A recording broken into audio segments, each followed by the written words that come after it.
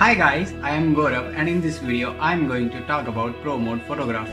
Many of us doesn't fully utilize the function of a manual mode in a smartphone. Thus, I would like to take this opportunity to show you guys the simple steps on how to take a photo like a pro. The first question that ever comes to our mind is that when is the right time to use a manual mode instead of the existing auto mode. For a beginner, I would say during night time, because during the daytime smartphone can produce very good quality photo. The result of the photo shooting during night time is a big problem for all smartphone lovers. This is where the Pro mode comes into handy. There are many settings available for the Pro mode, but I only focus on these two settings, which should be more than enough to create the photo that you desire. So without wasting more time, let's get started. The first setting, that is ISO. On the Pro mode, tab and swipe the slider left or right to adjust its value.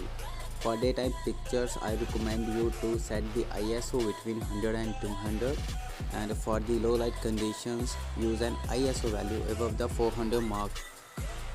As I told you earlier, the more the ISO, the brighter the pictures you will get.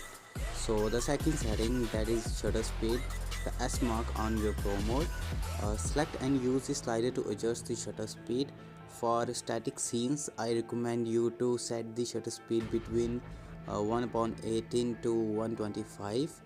Use a higher speed when trying to capture moving subjects, and of course for better results also use a tripod when photography dynamic scenes. I hope guys this will help you a lot in your photography. So I'm signing off. This is Gaurav Manhas from Honor Vida Club. Thank you.